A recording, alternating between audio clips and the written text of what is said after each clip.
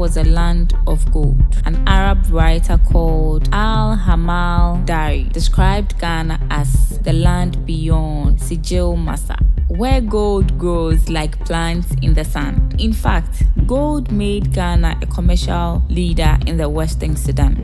The gold fields were absorbed by Mali and later by Songhai when Ghana declined and fell. The king of Ghana asked his people to send any piece of gold acquired in the mines of the empire to his palace. They were permitted to possess and trade in only gold dust. This was done to preserve the value of gold.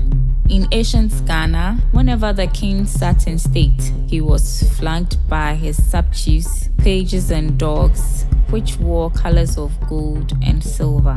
In the empire of ancient Ghana, a man's property and office were inherited through the female lineage. This matrilineal system meant that only a man's nephew, that is, the sons of his sisters, and other people from the female extended family could inherit him. The people of Ghana, for example, practiced the matrilineal system of inheritance because they believed that a man may not be the true father of his children. Thus, while the king had no doubt that his successor was a son of his sister, he was not certain that his son was in fact his own. He did not rely on the genuineness of this relationship. In the ancient Ghana Empire, gods were kept in a sacred grove in the suburbs of Al-Gaba, the pagan quarter of the capital of Ghana, Kumbisale. Priests officiated at shrines of the gods with prayers, libations, and sacrifices. Sacrifices of various forms were made to ward off an impending disaster, to appease an angry god, demand blessings, and so forth.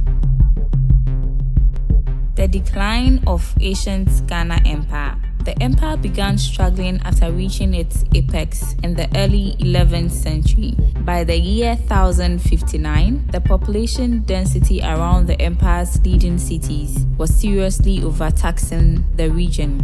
The Sahara Desert was expanding southward, threatening food supplies. While imported food was sufficient to support the population when income from trade was high, the trade fluttered. The system also broke down.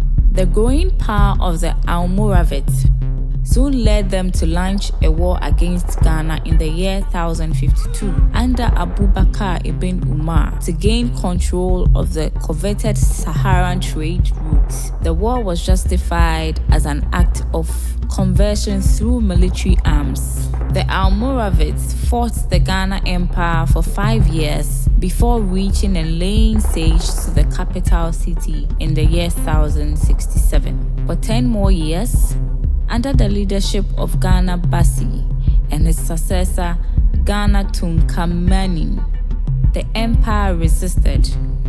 Finally, in the year 1076, General Abubakar ibn Umar captured the capital and ended the state as an empire while converting many to Islam.